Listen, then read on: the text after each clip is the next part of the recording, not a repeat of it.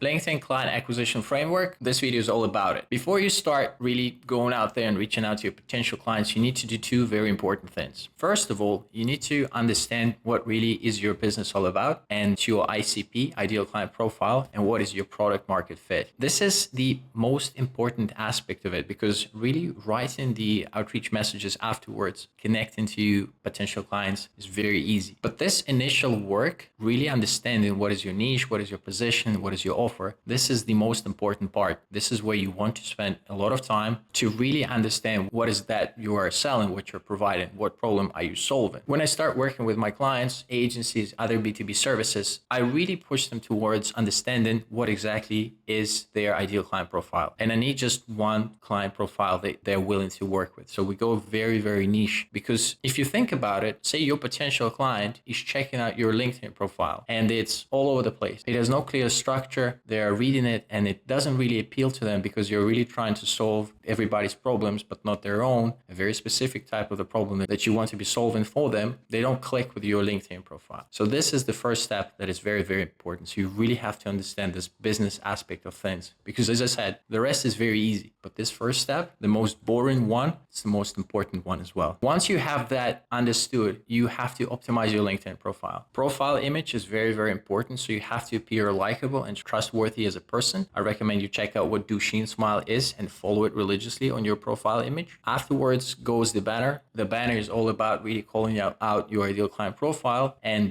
providing some social proof. So if you worked with some clients before that everybody knows about, or you've been featured in some publication, you got to mention it in your banner. Next comes the headline. So the headline is another opportunity to call out your potential clients, ideal client profile, and briefly mention exactly the deliverables that you offer so they quickly understand what sort of problem you are solving for them. I also suggest having some sort of a call to action in your headline because people, we naturally want to be told what to do because it doesn't require us to think that much. So I recommend having a call to action there in the headline as well. Next comes the custom link. So the custom link is this bit in the profile where you want to really drive your potential clients to a sort of a case study or a testimonial so they can see that actually what you're selling, what you're saying is totally legitimate and they will find the proof of that in that link. It also helps to develop a little bit of rapport and get that additional touch point before they can really get to know you because before they can't really buy from you unless they know you. So once you give them this opportunity, they will be more likely to purchase from you going forward. The other two sections of the LinkedIn profile are the highlights and the about section. So again, have the testimonials there, direct people to the case studies, and generally provide a little bit more information about the section, about what exactly are your deliverables, what do you do, and don't forget the call to action. Once you've got all this stuff put together, you've got the business aspect of it and optimized LinkedIn profile. So you turn your LinkedIn profile into a lead acquisition tool. You are going to start searching for ideal client profile on LinkedIn Sales Navigator. So this is LinkedIn's very own tool, which basically allows you to go and search for your potential clients. So there are tons of different filters you can use like geography, industry, their positions, their seniority level, past companies they worked in. You can even search keywords that they use in their profiles to identify these people. So once you identify these people, you would create a list and then I suggest you launch some form of an automation tool. Automation tool is just a side note. Automation is against LinkedIn's terms of service. So you have to be very, very careful when doing this. Personally, right now I'm using Linked Helper 2 and I did an interview with the founder of the tool some time ago. To me, it feels like it's the safest one because it's not a cloud solution. So you launch this campaign when the tool is basically adding your potential clients to your LinkedIn connection list. Depending on different factors, your conversion rates would be around maybe 20 to 30%, sometimes a little bit higher, sometimes a bit lower. And LinkedIn Sales Navigator gives you approximately 800 connection requests on a monthly basis and 200 connection requests on a weekly basis. So at the end of the month, you'll be getting between 160 and 240 plus or minus new connections that fit into your ideal client profile. Once they accept your connection request, the tool will also start messages that you created prior to starting the campaign. What sort of messages should you be sending? This is a very tricky question because it really depends on your business and just the type of the outreach that you're doing. However, no matter what you send, you should never ever pitch your potential clients in the first message. LinkedIn users, they hate two things. So they hate spammers, so people that pitch them in the first message, and they hate time wasters. And this is why in the first first message, I recommend that you give them some personalization, just one quick line, one sentence. You can maybe mention some content that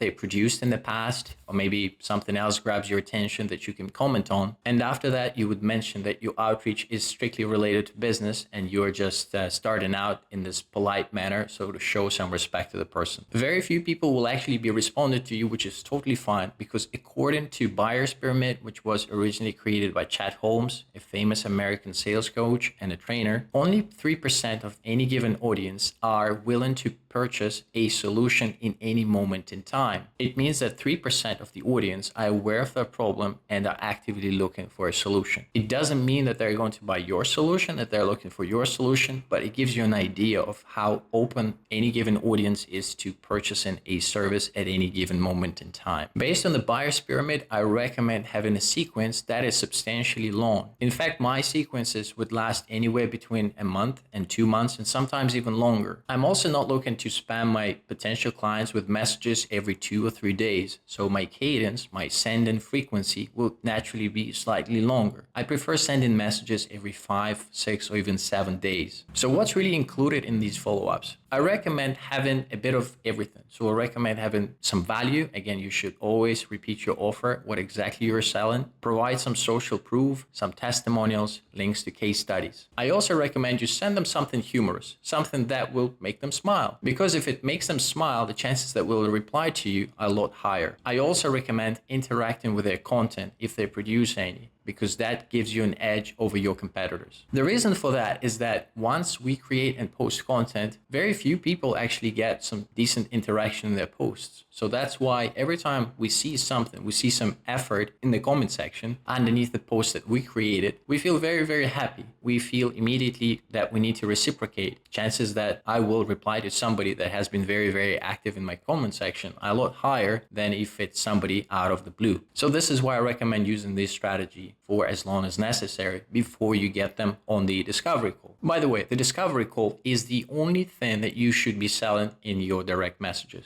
Discovery call is a very quick call, an opportunity to basically meet you, the expert, and see whether there is any potential for business. I like to call these events e-coffee events, or frame them as if we met at some conference somewhere and just started a chat. I like to make my discovery calls fairly personal, not too much, however. I'd ask them about where they're located, where they like traveling, and so on and so forth. So for maybe 15 minutes of a discovery call, we can talk about personal stuff for maybe 10 minutes. And then at the very end, my potential client be like, oh man, but what do you do? And this is when I can quickly insert my pitch and let them know what I do and see if they're interested in this stuff. More often than not, they react positively, and then I take them to the next call, which is a strategy call, a sales call, which is when I deep dive in their business. I ask very specific questions and see whether my service will actually be helpful for them. While the system is running, the content that you're producing also helps to create this report and show your potential clients your expertise. And by the way, if you need some help producing quality content for LinkedIn, I suggest you check out my LinkedIn content strategy video where I shared how you can really 10x content production for LinkedIn, YouTube, and other social media channels. To sum up this entire LinkedIn client acquisition framework, first of all, you need to understand what is your ideal client profile and product market fit. Once you have that understood, go back and optimize your LinkedIn profile. Turn it into client acquisition tool. Once you have that done, go ahead to Sales Navigator, find your ideal client profile, and start adding potential clients to your connection list. As soon as they accept, start sending them direct messages. Remember, they don't like spammers and they don't like time wasters. So make sure your messages are engaging and do not sell in the first message, no matter what you do. Invite them to the discovery call as quickly as possible. Introduce yourself there, connect with people, genuinely be interested in your potential clients, and see if you can help them. Afterwards, invite them to take a strategy call with you, which is a sales call. And this is where you start asking business-related questions and make the offer if you feel like they can be a potential fit for you. If you need some help building out your in-house client acquisition system, reach out to me. I'll help you out. I also appreciate you liking and subscribing to my YouTube channel because it goes to show that you appreciate the stuff that I'm doing. Thank you so much.